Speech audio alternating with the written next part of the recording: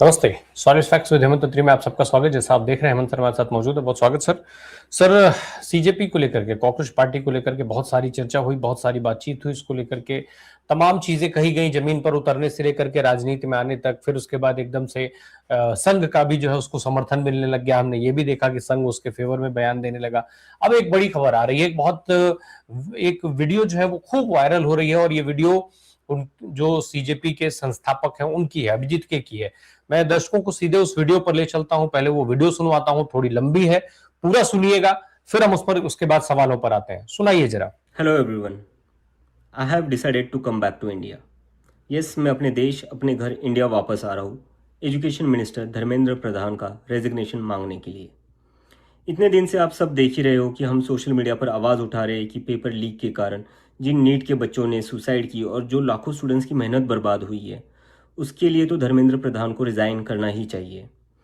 8 लाख बच्चों ने हमारी पिटीशन साइन की है। Crores of people have supported this demand on social media as well. And not just that, देश में कई सारी जगहों पर इसको लेकर प्रोटेस्ट भी तो हो रहे हैं, जैसे लखनऊ, जयपुर, महाराष्ट्र, दिल्ली। लेकिन फिर भी इनको कोई फ़र्क नहीं पड़ रहा। आज नीट के 22 लाख स्टूडेंट्स, सीबीएसई के 17 लाख स्टूडेंट्स, सीयूईटी के 16 लाख स्टूडेंट्स और एसएससी जीडी के 40 लाख स्टूडेंट्स, ऐसे 1 करोड़ से ज़्यादा स्टूडेंट्स हैं जिनकी ज़िंदगी के साथ मजाक किया गया है सिस्टम द्वारा। इसकी वजह से स्टूडेंट्स बहुत ही ज़्यादा एंशियस और परेशान है अपने फ्यूचर को लेकर। किसी को तो इसकी जिम्मेदारी लेनी होगी। इतने बड़े ब्लंडर के बाद भी अगर एजुकेशन मिनिस्टर रिज़ाइन नहीं करते तो इसका मतलब इस देश में अकाउंटेबिलिटी नाम की कोई चीज़ बची ही नहीं है। ऐसा लगता है कि सिस्टम जितनी चाहे उतनी गलतियां कर सकता है और उसके लिए कोई कॉन्सिक्वेंसेस है ही नहीं। सारे कॉन्सिक्वेंसेस स्टूडेंट्स के लिए है। ऐसा कब तक चलेगा? इसलिए अब वक्त आ चुका है, हम सबको साथ आना होगा और भारत के संविधान के रास्ते पर चलते हुए पीसफुली अपनी आवाज़ उठाकर धर्मेंद्र प्रधान के रेजिग्नेशन की डिमांड करनी होगी। अगर हम सब साथ मिलकर आवाज़ उठाएंगे तो ज़रूर इनको हमारी बात माननी होगी। मैंने डिसाइड किया है, मैं 6 जून सैटरडे सुबह दिल्ली आऊँगा। आप सब मुझे एयरपोर्ट पर मिलिए। हम सब मिलकर पार्लियामेंट स्ट्रीट पुलिस स्टेशन जाएंगे और वहाँ पर जंतर मंतर पर एक पीसफुल प्रोटेस्ट करने के लिए परमिशन मांगेंगे। इंडिया का कॉन्स्टिट्यूशन हमें राइट देता है कि गलत के खिलाफ हम पीसफुल तरीके से अपनी आवाज़ उठा सकते हैं। उसी कॉन्स्टिट्यूशन के अकॉर्डिंग हम अपनी आवाज़ उठाएंगे और मैं उम्मीद करता हूँ जितने भी कॉकरोच जनता पार्टी के सपोर्टर्स हैं और जितने भी स्टूडेंट्स और यूथ इस सिस्टम से परेशान हैं वो इस प्रोटेस्ट में शामिल होंगे। जिसको लगता है धर्मेंद्र प्रधान एजुकेशन मिनिस्टर जो है हमारे, उनको रिज़ाइन करना चाहिए, वो सभी लोग इस प्रोटेस्ट में शामिल हो जाएं। मेरे फ्रेंड्स और फैमिली को डर है कि मुझे एयरपोर्ट से ही अरेस्ट कर लेंगे और फिर जेल भेज देंगे। लेकिन मुझे अभी भी उम्मीद है कि आज भी हमारा देश एक डेमोक्रेसी है और हमें पीसफुली प्रोटेस्ट करने की परमिशन मिल जाएगी। I want to make it clear, I am a big admirer of Gandhi, Ambedkar, Bhagat Singh and Nehru, and I believe in the constitution of India more than anything else, जो हम सबको एक डेमोक्रेसी में अपनी आवाज़ रखने का राइट देता है। और रही बात जेल के डर की, हम कब तक डर कर जिएंगे यार? ये देश किसी एक पार्टी का थोड़ी ना है, ये देश तो हम सबका है। हमारे फ्यूचर का सवाल है, हमारे फ्यूचर बर्बाद हो रहा है और ये अब हम सबकी जिम्मेदारी है कि जब भी इस देश में किसी के साथ कुछ गलत हो तो हम सबको आवाज़ उठानी चाहिए in a very peaceful and democratic manner. मैं चाहता तो यहाँ यूएसए में जॉब लेकर आराम से रह सकता था। मुझे मुझे पिछले कुछ दिनों में कई जॉब ऑफर्स भी आई है, but I am not gonna take it as I have decided to come back to India because I love my country and I really want to do something for my country. हम सब आज जो कुछ भी है वो सब इस देश ने हमें जो दिया है उसी के कारण है और अब हमारी बारी है अपने देश के लिए कुछ करने की। क्योंकि अगर हम आज कुछ नहीं करेंगे तो कौन करेगा? कब तक हम वेट करेंगे कोई और आएगा, आवाज़ उठाएगा और हमें बचाएगा? सो जितने भी पीसफुल और कॉन्स्टिट्यूशन को मानने वाले कॉकरोचेस है, let's all come together to save the future of millions of students.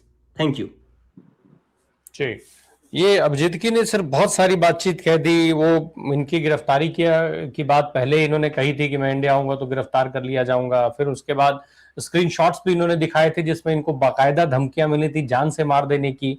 इनके माँ बाप तक ने चिंता व्यक्त कर दी है। हम पहले इस बात में बहुत विस्तार पूर्वक इस बारे में बात कर चुके हैं। सर, सीधे सवाल पर आता हूं। सीधे तौर पे मैं समझना चाहता हूं कि जब अगर वो यहाँ पर आ रहे हैं, भारत में अब आने की बात हो गई, ऐलान कर दिया उन्होंने, डेट टाइम सब बता दिया, कितना बड़ा कदम देख रहे हैं आप इसको भारत के लिहाज से? राम प्रकाश जी नमस्कार, आपको सारे दर्शक साथियों को भी। देखिए, पता नहीं क्यों मुझे ऐसा लग रहा है कि इस देश के अंदर एक बहुत बड़े छात्र और युवा आंदोलन की सुगबुगाहट मुझे महसूस हो रही है। लगातार पिछले 5-6 दिन से जो घटनाक्रम हुआ है, जिस तरीके से पहले नीट, उसके बाद सीबीएसई, उसके बाद सीयूईटी, और जो पूरे का पूरा घटनाक्रम जिस तरीके से सरकार एकदम किसी भी चीज को स्वीकार करने को तैयार नहीं है।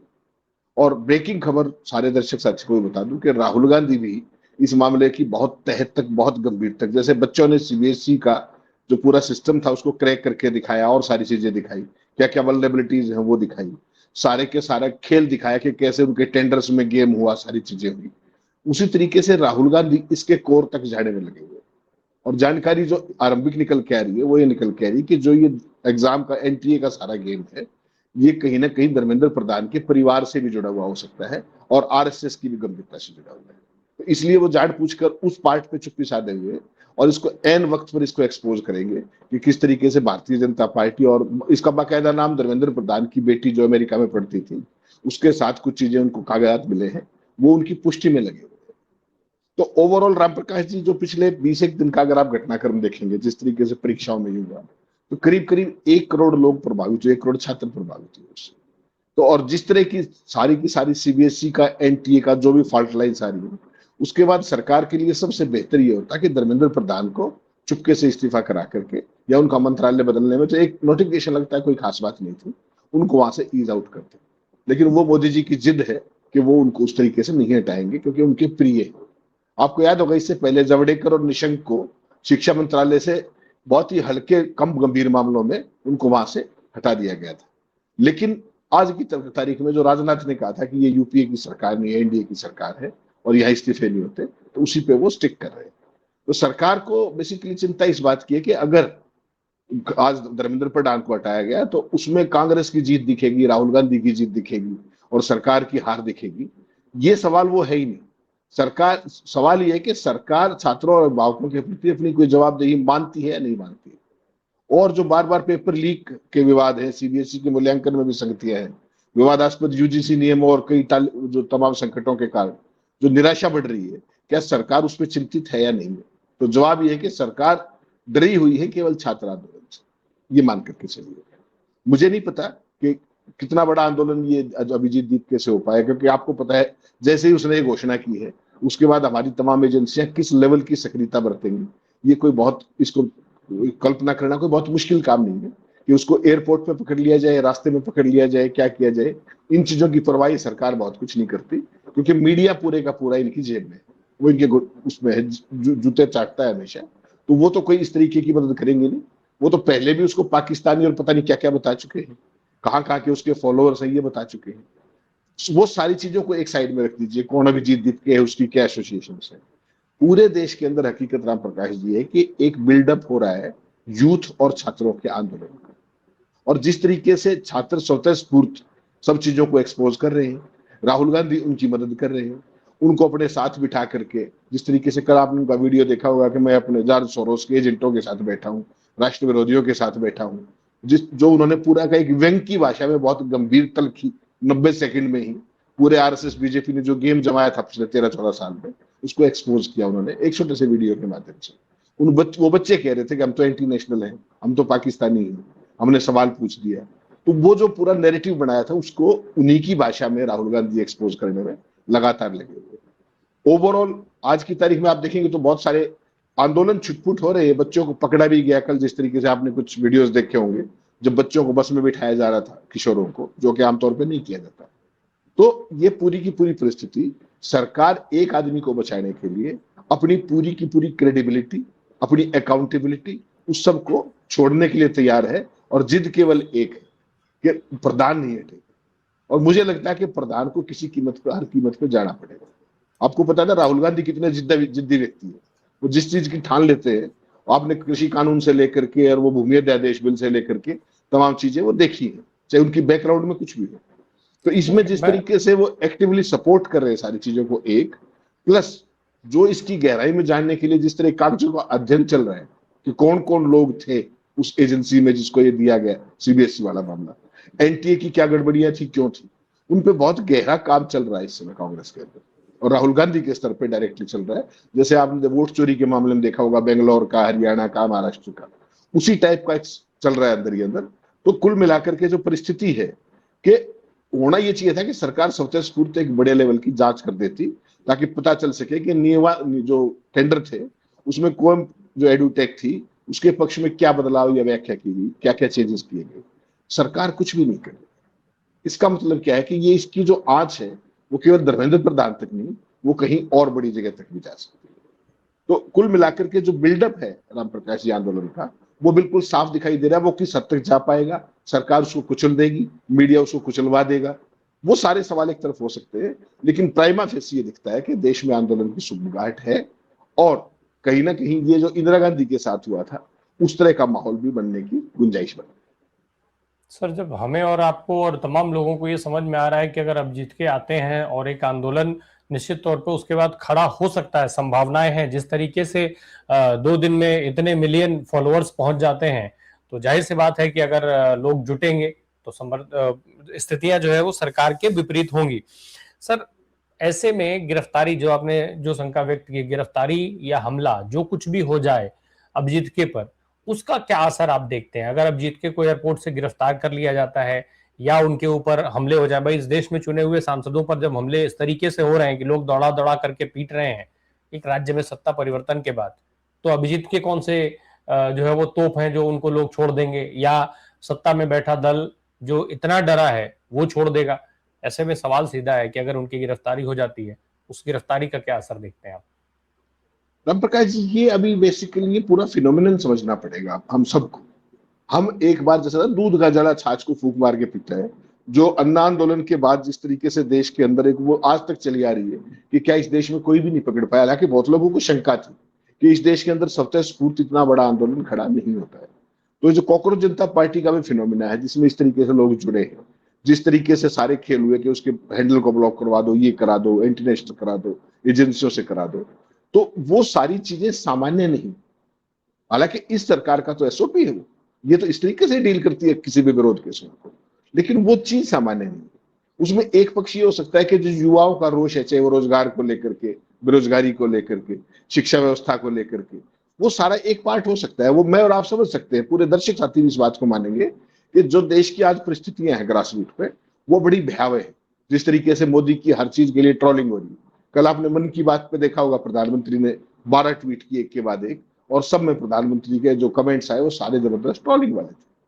तो नाराजगी है निश्चित तौर पे, और सरकार की जो फर्स्ट लाइन ऑफ डिफेंस है वो मोदी जी का रक्षा कवच बनी हुई है। उसको आप पोमेरियन मीडिया या जो भी आप उसको कहिए, गोदी मीडिया कह लीजिए, कुछ भी कह लीजिए, मतलब सरकार के प्रवक्ता और आईटी सेल जो काम नहीं कर सकते वो काम ये लोग करते हैं।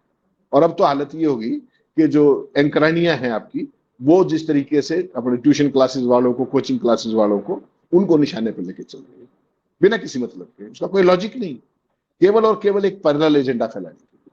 तो अभिजीत का देश के अंदर आना, मुझे लगता है कि जो पूरी परिस्थितियां बनेगी ना, वो बहुत ही क्लोजली वॉच करनी पड़ेगी आपको। मैं तो ये व्यक्तिगत तौर पर मानता हूं कि अगर वो आते 6 जून को, जैसा उन्होंने कहा, तो उनकी गिरफ्तारी निश्चित मान के चलिए, उसमें कोई वो नहीं। क्योंकि पहले ही उसका बेस बनाया जा चुका है कि भाई जिस तरीके से आईबी ने रिपोर्ट किया कि एंटी नेशनल और फलाना सारे का सारा, उसके बाद तो नाम ही जोड़ना होता है, बाकी तो कोई कहानी है नहीं, और सारे सिस्टम का आपको पता ही है जिस तरीके से कैप्चर। तो क्या अभिजीत दीपके को, जो आपने भी देखा सोनम वांगचुक का जो किया गया लद्दाख के अंदर, जो पिछले 2-3 दिन पहले एलजी के साथ मुलाकात, उसके बाद उनको कथित तौर पर धमकी, जो उन्होंने खुद ही वीडियो देके किया, तो ये सारी चीजें क्लोजली स्टडी करनी पड़ेंगी। अभी तक अभिजीत दीपके ने जिस तरीके की बातें की, वो सारी की सारी उम्मीद जगाती थी।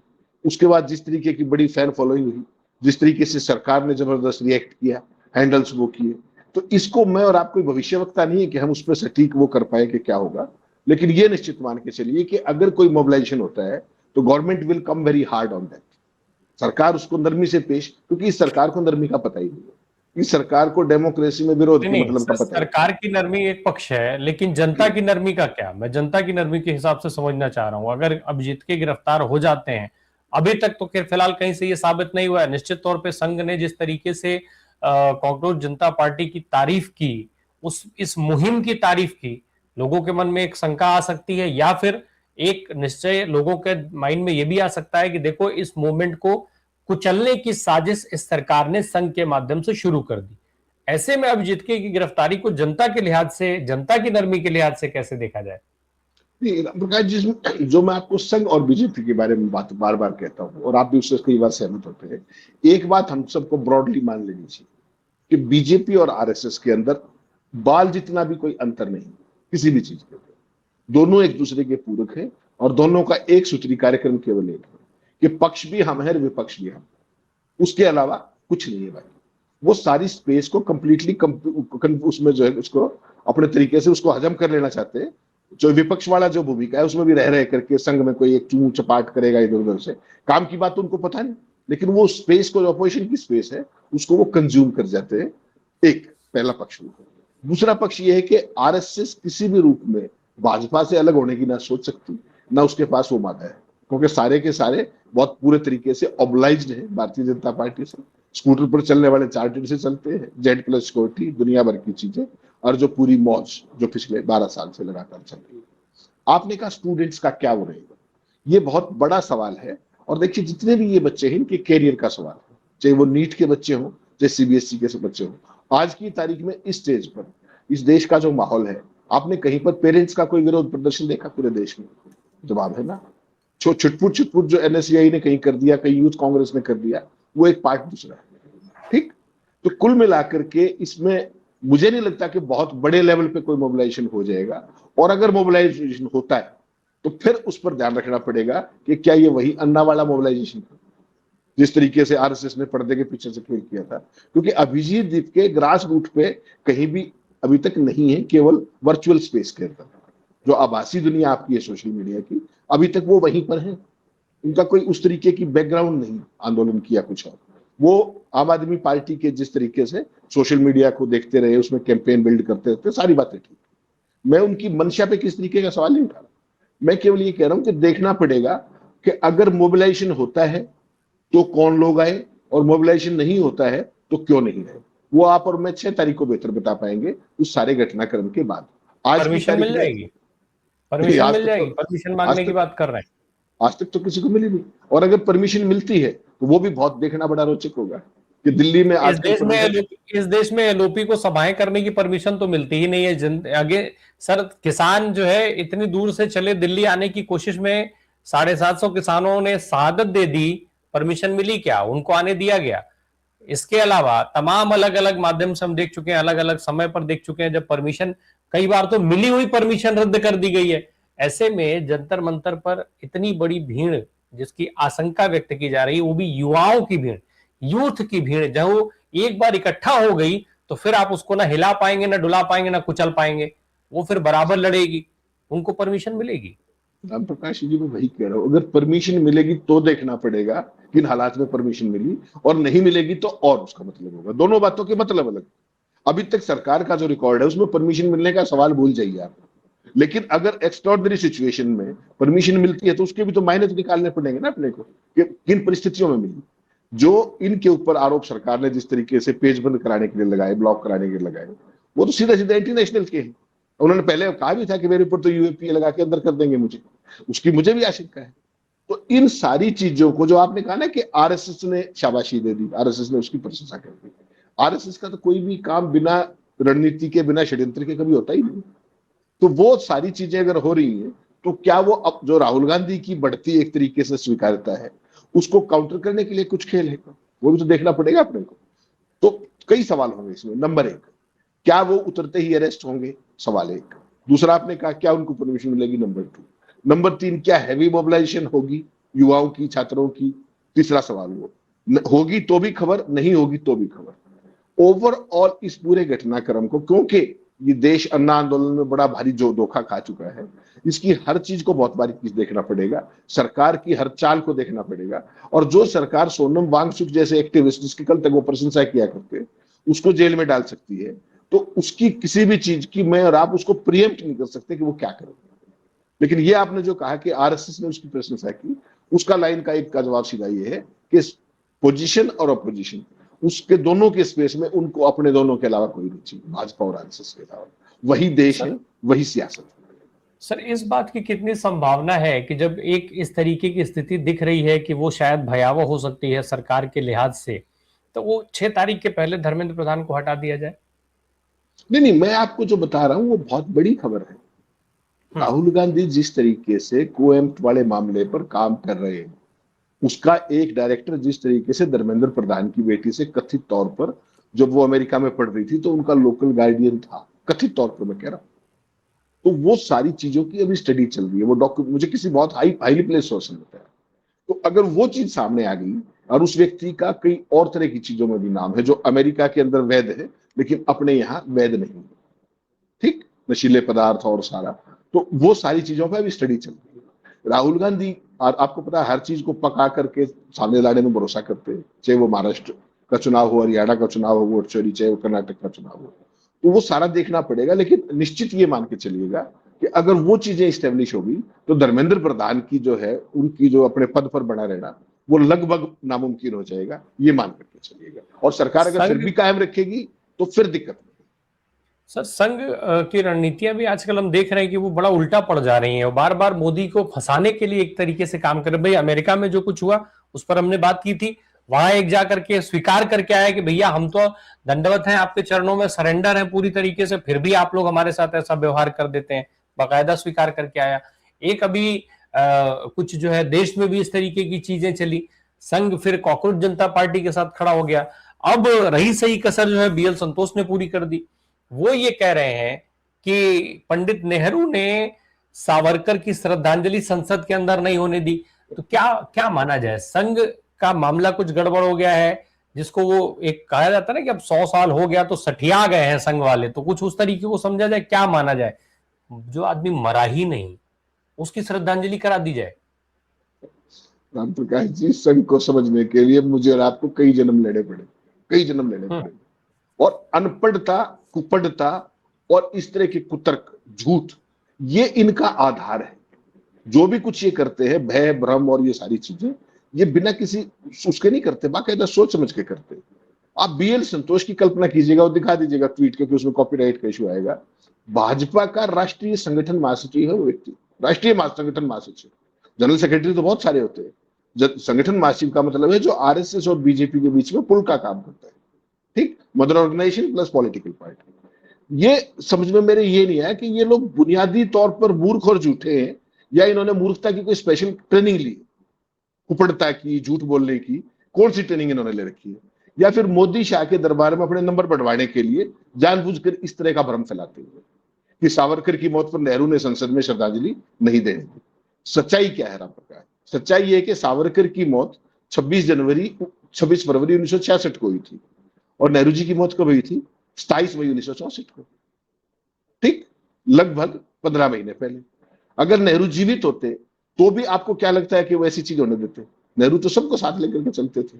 उन्होंने तो इनके पितृपुरुष को अपने उसमें ले लिया था, श्यामा प्रसाद मुखर्जी को अपने कैबिनेट में ले लिया था, जबकि कुछ भी नहीं थे वो। तो आप समझिएगा, क्योंकि सावरकर राष्ट्रपिता महात्मा गांधी की हत्या के मामले में मास्टरमाइंड के तौर पर अभियुक्त रहे थे और तकनीक के आधार पर बरी हुए थे। इसके अलावा ब्रिटिश हुकूमत से माफी मांगकर अंडमान की जेल से छूटने के बाद उन्होंने धर्म के आधार पर भारत के बंटवारे का सिद्धांत मूल रूप से पेश किया था और देश आजाद होने तक ब्रिटिश हुकूमत के प्रति वफादार भी बने रहे थे। बात समझ से परे क्या है कि संघ और भाजपा के लोग सावरकर को बार बार चर्चा में लाकर उन्होंने क्यों जलील कराते? हो सकता है कि वे एक सोच समझ कर भी ऐसा करते हो, क्योंकि सावरकर कई मामलों में आरएसएस के आलोचक थे, घोर आलोचक थे और उनकी खिल्ली भी उड़ाते थे। संघ और जनसंघ जो भाजपा बन गए हैं, कि लोगों ने भी महात्मा गांधी की हत्या के बाद उन्हें कभी मुंह नहीं लगाया था और आज इनको सबसे ज्यादा वही प्यारे हैं। तो ये सारी की सारी चीजें देखनी पड़ेंगी कि किसी की मौत हुई नहीं पहले, उससे पहले नेहरू ने श्रद्धांजलि कैसे रोक दी और कितने कन्विक्शन से वो झूठ बोलते हैं। इसमें जो वीडियो है, हालांकि कॉपीराइट के कारण हम नहीं दिखा पा रहे उसको, लेकिन सुप्रिया सिन्नेत ने भी ट्वीट किया, आज वो वायरल भी सारी चीजें। धरती पे कोई एक उदाहरण बताइए कि किस जीते जी आदमी की श्रद्धांजलि किसी ने रोक दी? तो ये कहां से लेकर के आते हैं ये सारी चीजें? नेहरू के बारे में जिस तरह के फोटोग्राफ्स का प्रचार और सब चीजें, ये कब नेहरू जी से उबर पाएंगे? जब भी फंसते हैं नेहरू को ले आते हैं। आज की तारीख में जो ये अभिजीत दीपके से लेकर के जो ये सारे प्रेम दिख रहे हैं आपको कि आरएसएस का, ये आरएसएस का, वो उसको देखना पड़ेगा कि किस तरीके से राहुल गांधी इनको एक्सपोज कर रहे हैं। आज भी उन्होंने जो ट्वीट किया, जेब कतरों से सावधान, वो दिखाइएगा दर्शकों को। वो इनके जो आपदा में अवसर की थ्योरी है उसको एक्सपोज करता है कंप्लीटली। और भाजपा तो अपने आप में कुछ है ही नहीं। आरएसएस, जनसंघ और भाजपा, ये सारी की सारी ऑफ उस वही से चली ना टोटल, तो कुछ भी अलग नहीं है इनका। और क्या कहा राहुल गांधी ने कि सीबीआई, उन्होंने कहा कि जेब कतरों से सावधान। आज वो सीबीएसई के अंदर बैठे, सीबीएसई की गलती से नंबर गलत आए तो आपको क्या मिलता है? एक बिल, डिजिटल स्कैन कॉपी 100 प्रति विषय, रीटोटलिंग 100 प्रति पेपर, रीइवेल्युएशन 25 प्रति सवाल। अपनी ही आंसर शीट की सही जांच के लिए एक बच्चे को 2,000 रुपए तक भरने पड़ सकते हैं। सोचिए, जब 4 लाख बच्चों ने ऐसी आवेदन डाले हैं तो सीबीएसई कितनी कमाई कर रहा है। जब स्कैनिंग फोन से हुई हो, गलत मार्किंग निश्चित है, और उसे ठीक करवाने की कीमत बच्चे भर रहे हैं। गलती सीबीएसई की, सजा बच्चे की, कमाई सरकार की। जब शिक्षा को सेवा नहीं कारोबार बना दिया जाए तब गलती सुधारी नहीं जाती, बढ़ाई जाती है। और इसकी सबसे बड़ी कीमत हमारे बच्चे चुका रहे हैं, अपने समय से, अपने आत्मविश्वास से और अपने भविष्य से। और इस समय जब मैं और आप बात कर रहे हैं, शिक्षा मंत्रालय के आईटी ऑफिस के अंदर बाकायदा आग लगी आज, आपको ध्यान में होगा। उस आग में क्या जला, 8 फायर टेंडर्स कैसे गए? क्या ये आपको लगता नहीं कि हिंदुस्तान में जो पुरानी स्क्रिप्ट पिछले 14 साल से चल रही है सबूतों मिटाने की, क्या ये उसी दिशा में एक हो सकता है? तो कुल मिलाकर के राम प्रकाश जी, पूरे के पूरे सिस्टम को हाईजैक करके और कोई भी ट्रेस ना छोड़ना और किसी चीज की जवाबदेही ना लेना, किसी सवाल का जवाब ना देना, ये सारे का सारा ये वही है जो आरएसएस ने इनको सिखाया है। और देश को फिर बांट दो कि नेहरू ने उनकी श्रद्धांजलि नहीं होने दी। अब बताइए, नेहरू 2 साल, पौने 2 साल पहले चले गए और उसके बाद ये शख्स बीएल संतोष, और आप भूलिएगा मत, ये आदमी पेशे से इंजीनियर है, फुल टाइम स्वयं सेवक है। तो ऐसी ऐसी दुर्दांत प्रतिभाएं भाजपा का मार्गदर्शन कर रही है, भाजपा और आरएसएस के बीच में पुल का काम कर रही है। तो इस देश को बधाई भक्तों को कि वो ऐसे ही पापाओं को अपने उसके आगे सामने रख के चल। नंबर बढ़ाने के चक्कर में किसी दिन अपने वर्तमान आकाओं को खुश करने, जिन आकाओं को खुश करना है, उनकी श्रद्धांजलि की मांग न कर ली जाए कि राहुल गांधी, इंदिरा गांधी और राजीव गांधी और पंडित जवाहरलाल नेहरू ने मिल करके और हमारे वर्तमान आकाओं की श्रद्धांजलि नहीं होने दी। तो मुझे लगता है शायद संघ को इस पर विचार करना चाहिए, ऐसे लोगों पर विचार करना चाहिए। या तो इन्हें अलग करें या इनका कहीं मानसिक इलाज करवाएं, कुछ उसकी जरूरत है। और शायद सत्ता में बैठे हुए लोग जो चेहरा हैं, उनको भी इस बात पर विचार कर लेना चाहिए कि ऐसे लोगों का क्या करना है। बहरहाल ये एक बड़ा कदम है जो अभिजीत के उठा रहे हैं। इसके बाद अगर परिस्थितियां क्या बनती हैं, वो मुझे लगता है कि बहुत सारे यूथ उस पर बहुत बारीकी से निगाह बना करके रखेंगे, क्योंकि वो एक तारीख बदलने वाला दिनांक भी साबित हो सकता है। बहुत शुक्रिया सर हमसे बात करने के लिए। Thank you so much.